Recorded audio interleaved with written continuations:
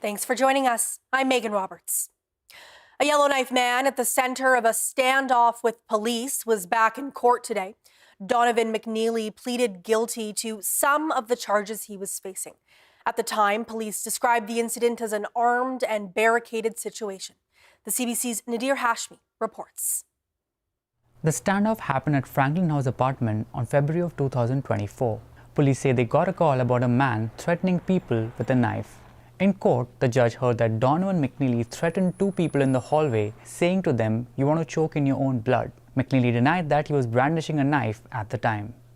He admitted to breaking a court order to have no contact with his brother, who was also at the apartment building. At that time, McNeely's brother had just finished serving a 3-year sentence for manslaughter.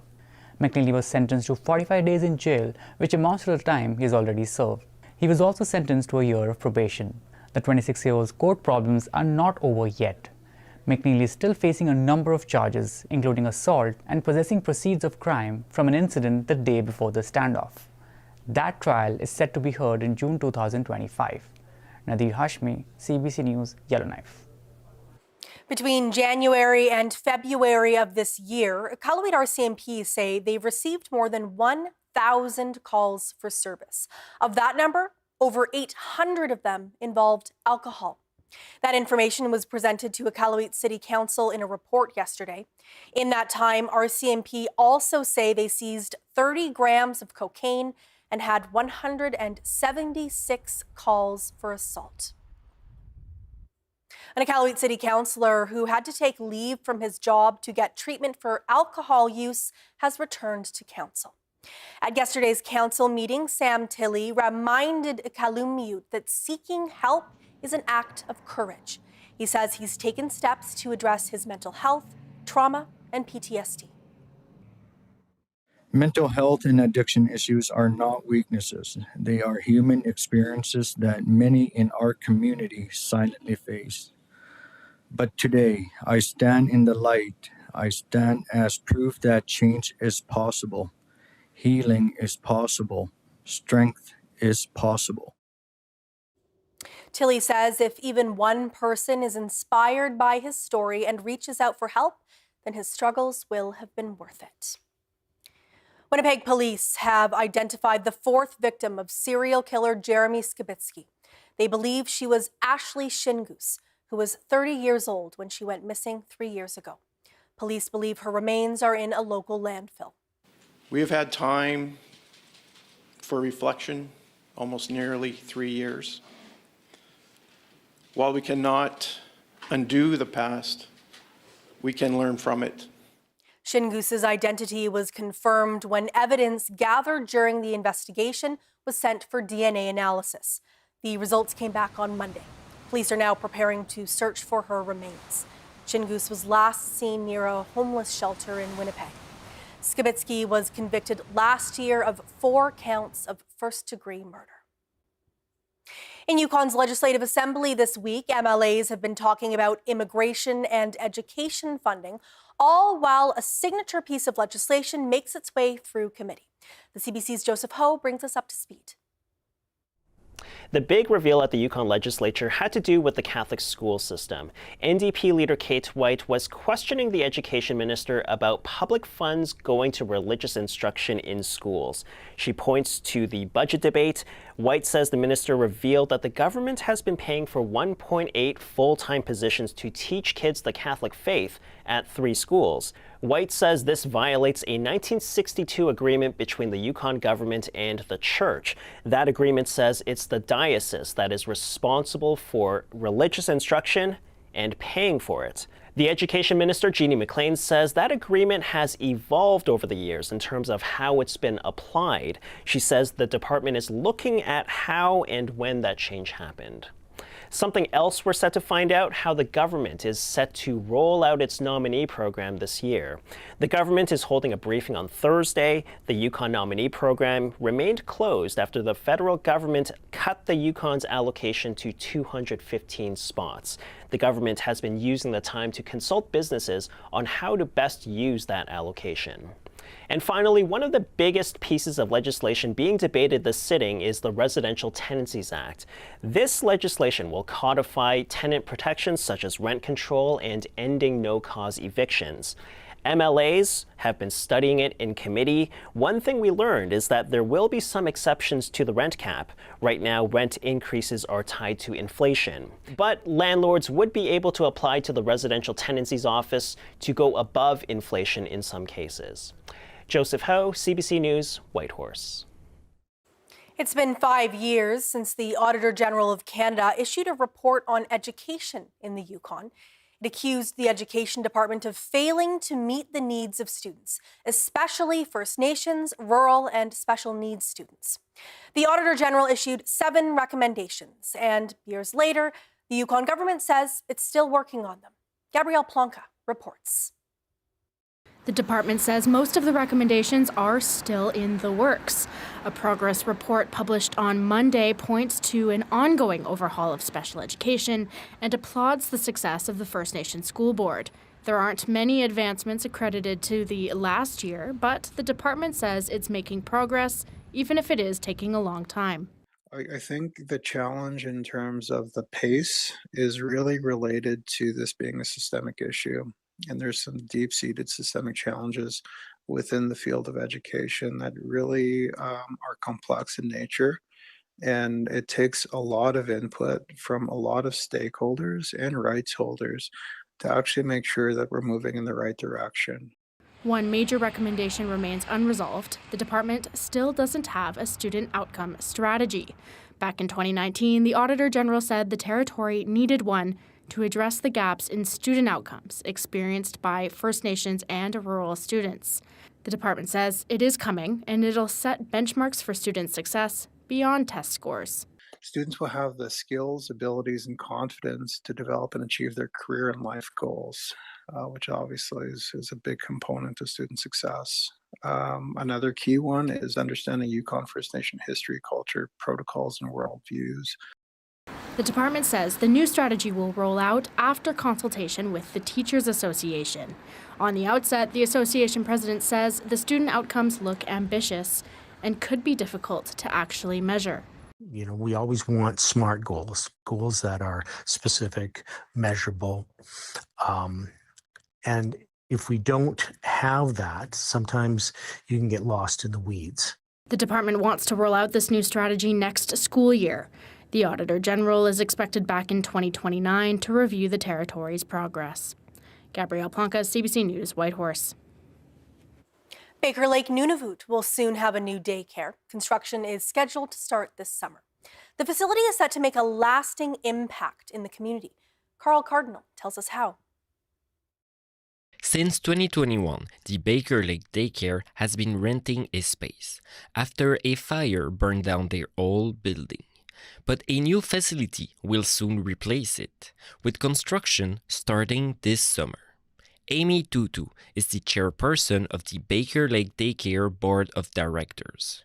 She says the current space only accommodates 24 children, but the new building will have 3 classrooms and room for 54 children, and that's expected to help with the daycare's waitlist. It's going to be huge for the community. It's huge for the parents of the daycare. It's huge for the children, because Baker Lake has never had a facility that has been solely for a daycare operation. The design of the building's front is inspired by the work of local artist Jesse Unark. Inside the building, we'll have an igloo-shaped goobie area. Michelle Mala is a manager at the Inuit Education and Training Department at Kiaye. She says the Kivalliq Inuit Association contributed about $3 million to the project. That's almost half of the project's total budget. A daycare is needed in our communities. We need to have daycares in order for the parents to go to work, in order for everyone to go to work and do their jobs, to make a difference in our lives. And the lives of the next generation to come. Carl Cardinal, CBC News, Iqaluit. The claims period for 2 classes in the First Nations Child and Family Services and Jordan's Principal Settlement is now open. First Nations children who were removed from their homes on reserve between April 1st, 1991 and March 31st, 2022, and their caregiving parents and caregiving grandparents can now submit a claim for compensation. There are free supports to help you fill out your form. And mental health and wellness supports if you need them. Learn more and submit your claim at fnchildclaims.ca. Forced and coerced sterilization of Indigenous people is still happening. The Survivors Circle for Reproductive Justice has supports available for Indigenous survivors. Join the National Registry and access up to $70,000 in healing support funds for individuals, families, and communities. The deadline to apply is March 31st. If you or someone you know has experienced forced and coerced sterilization, please call 1-877-386-0750 or visit reproductivejusticesurvivors.ca for more information. If alcohol builds a wall around you, know this. We are here to help if you want us to. It's never too early or too late to ask for help with a drinking problem. Alcoholics Anonymous. There is a way out. I was fighting losing battles with opponents disguised as friends, and coming home to a different fight that never ends. I saw no other choice. I had to leave a roof for the rain. But sometimes I wonder if there was a path with more to gain. Maybe the opportunities would have been better, and every day would take me further towards something greater. To help create new paths for youth experiencing homelessness, the Home Depot Canada Foundation is committing $125 million by 2030. You are finally here. Come on! Just talk to me. Woo! All you have to do is look. Nothing can stand in your way. Are you still nervous? No, not anymore.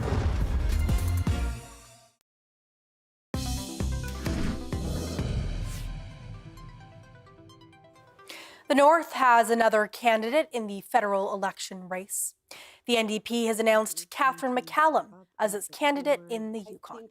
McCallum has been a fixture in the territory's arts and theatre scene for nearly 2 decades. She currently teaches at Yukon University. McCallum joins 5 other candidates vying to be the Yukon's Member of Parliament. Election day is April 28th. In almost every federal election, seniors vote in the greatest numbers of any demographic. So party leaders do their best to win them over. Alexander Silberman has more on that story. This will save a working senior up to $1,300. Conservative leader Pierre Poilievre pitching tax cuts for seniors at a campaign stop in Montmagny, Quebec. And I will see to it the system rewards hard work by people of all ages.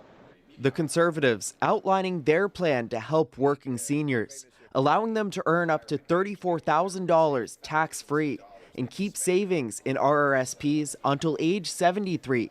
Poilievre is also pledging to keep retirement at age 65. No senior should be living in poverty. NDP leader Jagmeet Singh promising to raise the guaranteed income supplement and disability benefit. You cry now. His party also promising an increase to the tax-free income amount, up to $19,000. Some of the poorest and most vulnerable are literally struggling to put food on the table and are living in poverty. It would lift them out of poverty immediately. With the backdrop of the Ambassador Bridge, Liberal leader Mark Carney focusing today on the Canadian economy. He was in Windsor, Ontario, the country's automotive capital, announcing a promise for a $2 billion strategic response fund to support workers hit by U.S. tariffs. This is going to go directly to companies to make investments to build Canada strong. And that's the message. So it's not about waiting until the Americans become more reasonable. It's about acting now. Amid the ongoing trade war, the stress on the economy is continuing to shape this election campaign, with many older Canadians feeling pinched by the cost of living. Affordability will be a big issue as they watch party platforms. Alexander Silberman, CBC News, Ottawa. Today, I'm announcing that the new Liberal government will create the Strategic Response Fund. And this is a $2 billion fund that will protect the jobs of workers affected by President Trump's tariffs. But it'll do much more than that. It will fortify the entire Canadian auto supply chain. That is Liberal leader Mark Carney in Windsor, Ontario today, as you heard, announcing a $2 billion proposal to protect the automotive industry. He says the money would be used to boost competitiveness and help workers gain additional expertise in the industry. Carney made that announcement several hours before U.S. President Donald Trump signed an executive order slapping a 25% tariff on all non-American-made cars. That comes into effect April 2nd. He thinks that taxes are just for the little people, not for big shot bankers like him. This is exactly the wrong kind of experience we need in a prime minister, and the worst kinds of conflicts of interest. At a campaign stop in southern Ontario, Conservative leader Pierre Poilievre took aim at Mark Carney, accusing the Liberal leader of hiding his assets in tax havens. Poilievre has mentioned Brookfield several times on the campaign trail. Carney was an executive at the asset management company. Our plan helps middle-class folks the most, and the difference is that we've noticed from the other plans that are out there, the Liberals and Conservatives, their plan is one that helps millionaires the most. And NDP leader Jagmeet Singh is outlining his plan for taxes if his party forms the next government. He's promising to eliminate the GST on some essentials if elected, and he says he would raise the basic personal exemption on income tax for low and middle income earners.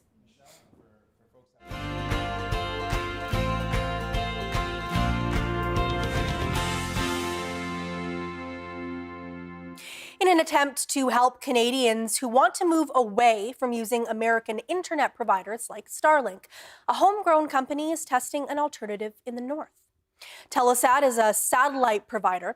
It'll be working with University of Manitoba engineers and the communities of Chesterfield Inlet and Rankin Inlet in Nunavut. They met with the HTO and the hamlet of Chesterfield Inlet last month to get input on the project. People that go out on the land and go hunting will be happy about it. They will be tested first here in Rankin Inlet. Thompson says there are a lot of young people that travel and go hunting in the area, and they sometimes get stuck out on the land during blizzards.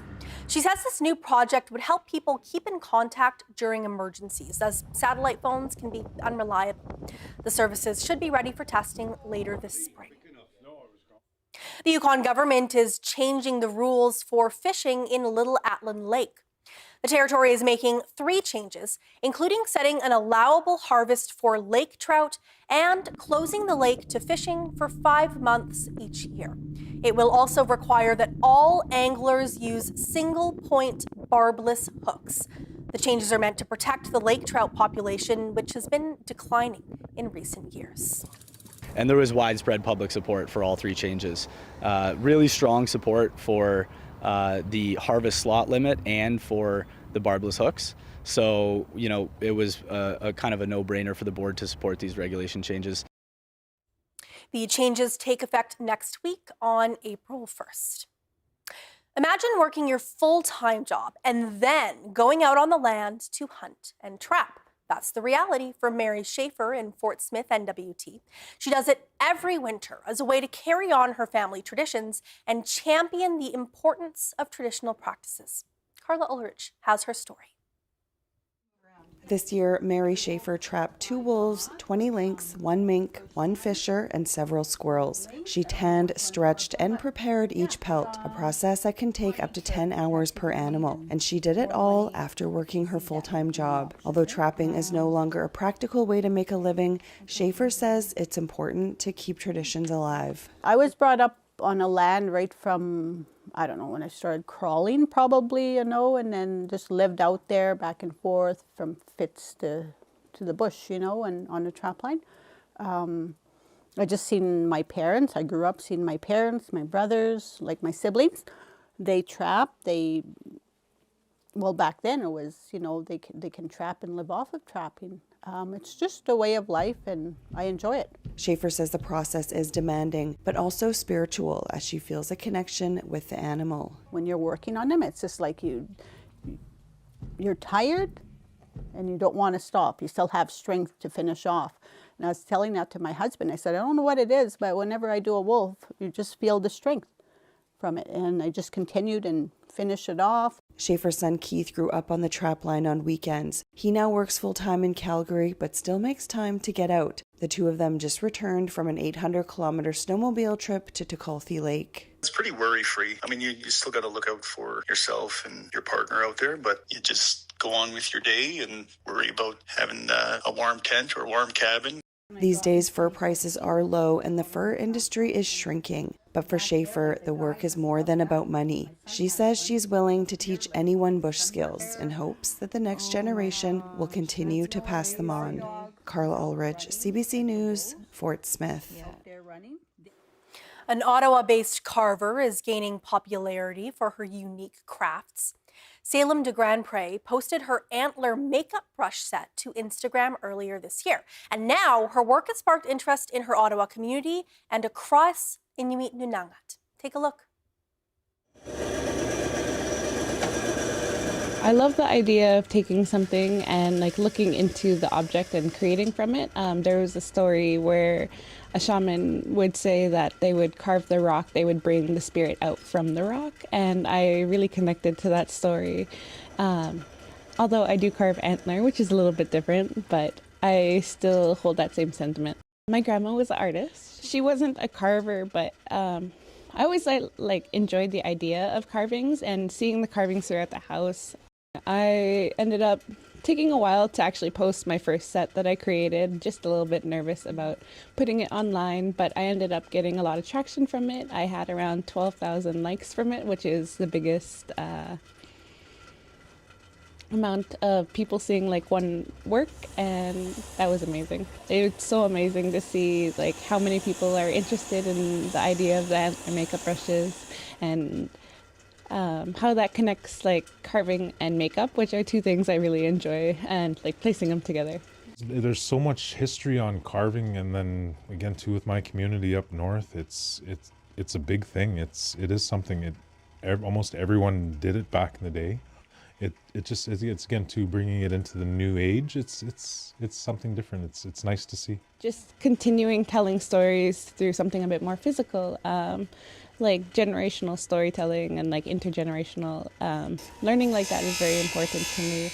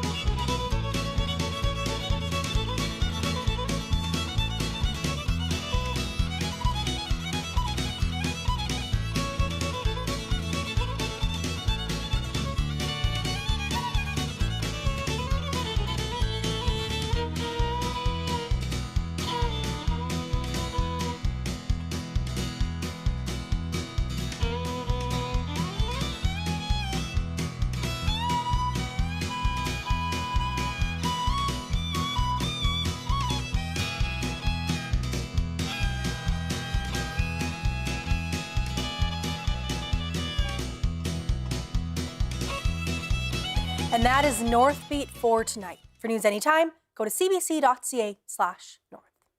We leave you tonight with some beautiful shots of the Northern Lights along the prosperous ice road Ingram Trail and the Detta Ice Road near Yellowknife. Shot, of course, by our own Andrew Pacey. Thank you for watching. I'm Megan Roberts. Have a good night.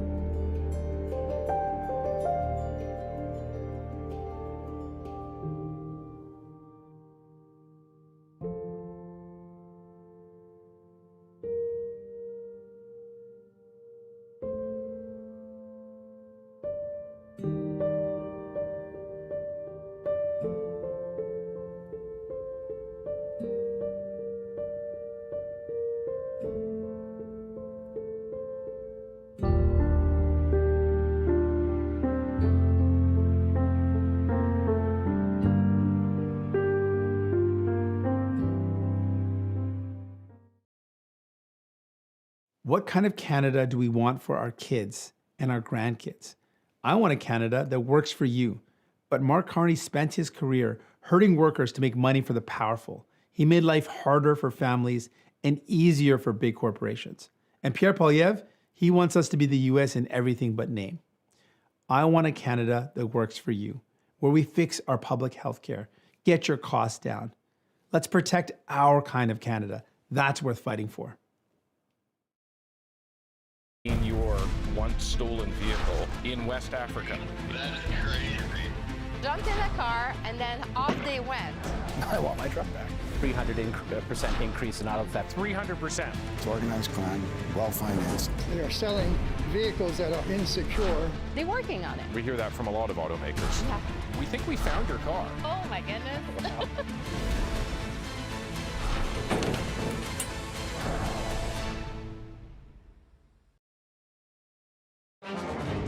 Does public transit really need more police officers? And so this is it. Welcome to the Greenbelt. It is now believed that Titan was destroyed. It makes sense that they get a larger share, or does it? All of this, just single detached homes. Yes. What do we know? How is that even possible?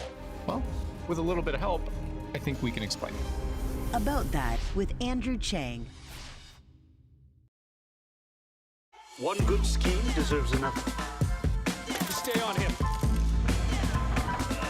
I feel we may be in for a challenging few days. Cheers. Cheers. 12 new records for a penny. Sounds too good to be true. It's not a scam. Cancel anytime. It's all in the fine print. You're going to end up on the hook for a lot more. You think I'm stupid? I used your name to sign up. Being there means being here. The city is now very still. To share. I'm so sorry. I do worry about them. Adrian Arsenault reports on CBC News. Stream free. Two families here to compete for a chance to win $10,000. Here we go. Let's play the feud. Canadian style. Here we go. Family Feud Canada. Watch free on CBC Gem. I am Gagweg. My name means everything. Tom Longboats. I am Wolf Clan, Onondaga Nation. I've run many different races. I've run to survive and to be free. I've run to win for honor. His people might be lazy, but this one's damn fast. My people respected our runners, people who carried important messages from village to village. I need a guide to the next post. Dispatch carrier, sir. I can get you there. God sakes, man! Slow down. Who do you think I am, Tom Longboat? No, sir. I am. Running makes me feel alive. It's everything. Tom Longboat was the first Indigenous person to win the Boston Marathon. He ran his way to international fame and became an inspiration to generations of athletes.